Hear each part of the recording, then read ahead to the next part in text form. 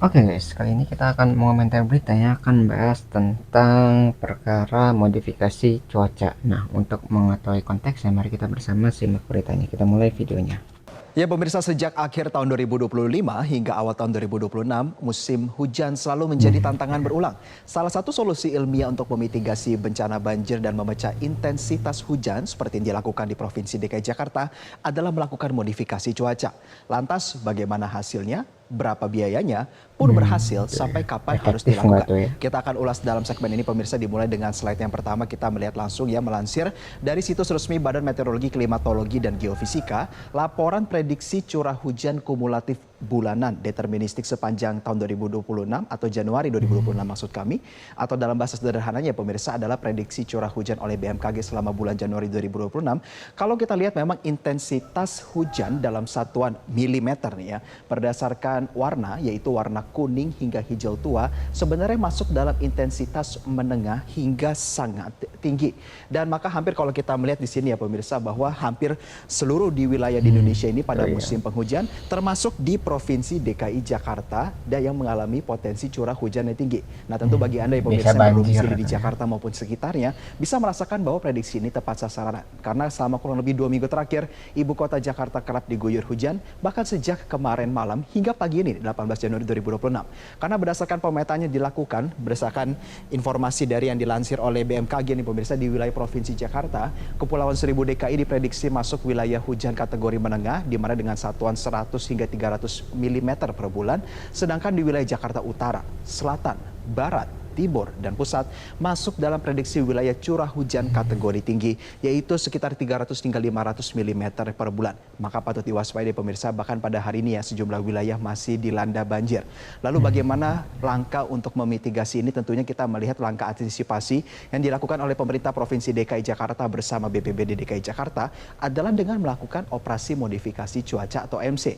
Dan seperti yang diketahui ya pemirsa, bahwa operasi modifikasi cuaca ini merupakan penyemayan natrium klorida atau NaCl di awan, Mengenai adalah garam upaya tuh untuk ya. sekali lagi memperjelas memecah titik turunnya hujan ya, bukan menghilangkan secara menyeluruh. Dan biasa titik hujan itu diturunkan, difokuskan di laut. Nah, BPBD DKI Jakarta ini Oke. juga Jadi benar sebelum hujan itu datang ke daratan, di laut tuh udah dicegah gitu. Jadi kan awan ngumpul nih mungkin di atas laut.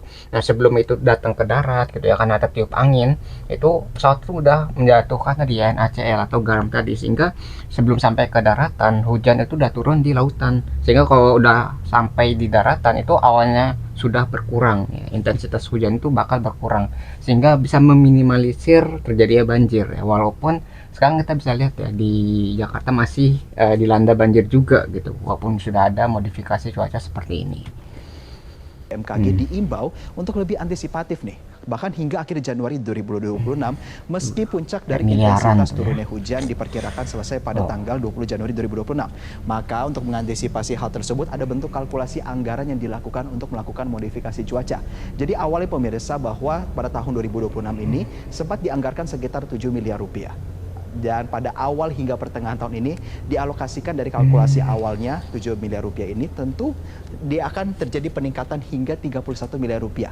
Namun sebagai catatan nih, karena melihat dinamismenya cuaca ini, 31 miliar rupiah ini merupakan anggaran yang dialokasikan untuk sepanjang tahun untuk mengantisipasi hujan. Tetapi juga nanti tidak hanya di bagian hujan di awal tahun, tetapi juga operasi modifikasi cuaca ataupun serupanya dengan anggaran yang diperkirakan sampai 31 miliar hingga akhir tahun nanti akan juga digunakan ketika memasuki musim kemarau di pertengahan tahun, hingga nantinya jelang musim penghujan lagi di akhir tahun jika perlunya ada OMC untuk mengantisipasi banjir.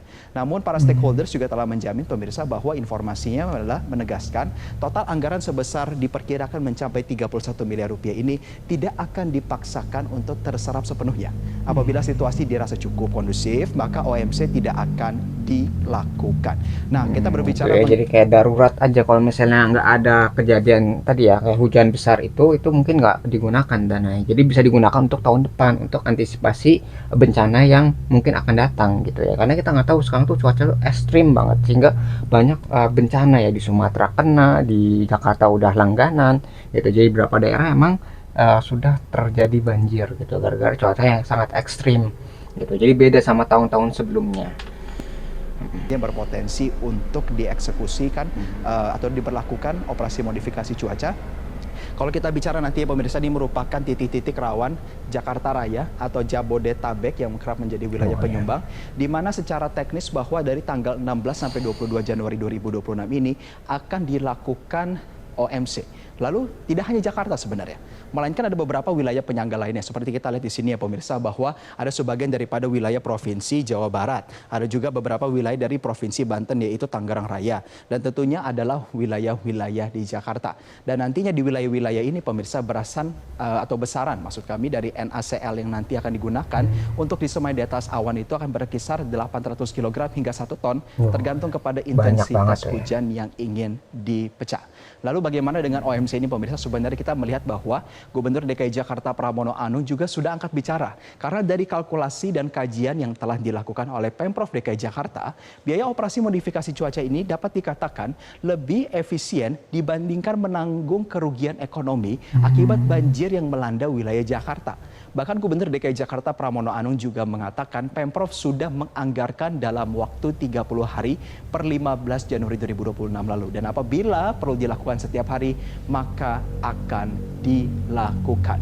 Maka jadi tujuan dari operasi modifikasi cuaca itu adalah meminimalisir kerusakan. Misalnya kalau hujan besar terus banjir, itu kerusakan mungkin lebih dari 31 miliar. Makanya daripada menanggung kerugian lebih besar, lebih baik dicegah gitu. Jadi dana 7 sampai 31 miliar tadi itu adalah dana untuk meminimalisir kerusakan yang disebabkan oleh banjirnya gitu. Karena awalnya dikurangin, maka kemungkinan banjirnya itu juga bisa dikurangin gitu. Jadi yang mungkin awalnya itu 2 meter gitu bisa dikurangi mungkin jadi 0,5 meter gitu. Mungkin kayak gitu ya. Jadi ada analisisnya tuh bagaimana perhitungannya sehingga pencegahan bencana itu bisa lebih baik dibandingkan dengan kita menerima bencana tersebut gitu ya. Jadi kita nggak bisa nganggap 31 miliar besar, enggak, itu manfaatnya mungkin lebih besar daripada 31 miliar gitu ya.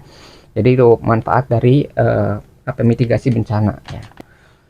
Kita saksikan bersama pemirsa bagaimana dengan hasil daripada OMC ini berkaitan dengan menangkal dampak daripada hujan ataupun memecah hujan dan menurunkan hujan di wilayah laut.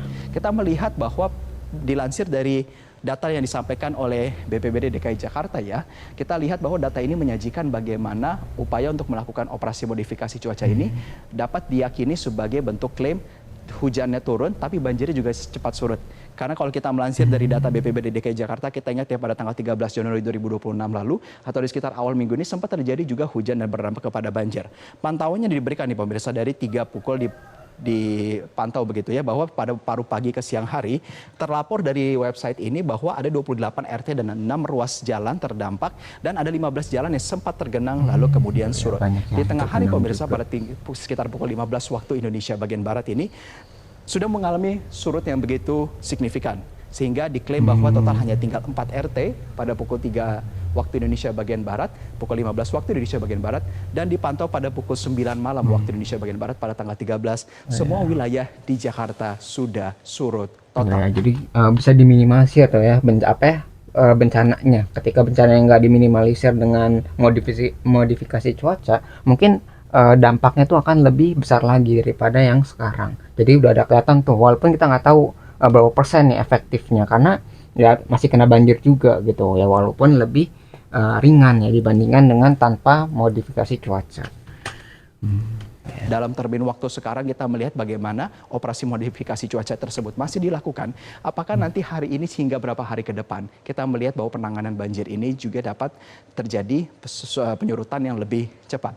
Maka pemirsa tidak hanya juga kita berbicara soal Jakarta, dan kembali kita akan melihat selain Provinsi Jakarta, daerah mana saja yang berpotensi mengalami hujan. Terutama kita akan menyoroti wilayah yang masuk ke dalam kategori intensitas tinggi hingga sangat tinggi dengan potensi curah hujan antara 300 atau bahkan lebih dari 500 mm. Nah, sebagian besar kita melihat ya pemirsa bahwa wilayah Jawa dan Bali ini masih diperkirakan turun hujan hingga tinggi hingga saat tinggi. Namun bergeser sedikit di wilayah NTB dan juga NTT, intensitasnya ini masih di wilayah atau mungkin masuk dalam kategori menengah hingga tinggi. Sedangkan kita melihat sedikit ke bagian atas di mana wilayah Sulawesi ini ada juga yang rendah tapi ada juga yang tinggi. Lalu di wilayah Kalimantan sedikit bergeser ya pemirsa, bahwa Kalimantan ini masuk dalam kategori atau mungkin perakiraan menengah tinggi. Begitupun juga kalau kita lihat di wilayah ujung timur Indonesia sana, di mana wilayah sekitar wilayah Maluku dan Papua juga mengalami yang sama, itu menengah hingga tinggi. Dan tentu pemirsa yang tidak kalah menarik adalah bagaimana kita memantau di wilayah Sumatera sebenarnya. Terutama jadi atensi kita adalah berkaitan juga dengan bencana alam yang sempat terjadi, kemarin yaitu itu bagaimana ya. dengan Aceh, Sumatera Utara, dan Sumatera Barat, yang mayoritas kalau misalkan kita lihat ini sudah memasuki intensitas menengah. Dan itulah tadi pemirsa ulasan kami seputar operasi modifikasi cuaca sebagai langkah untuk memitigasi banjir dan menghalau intensitas hujan.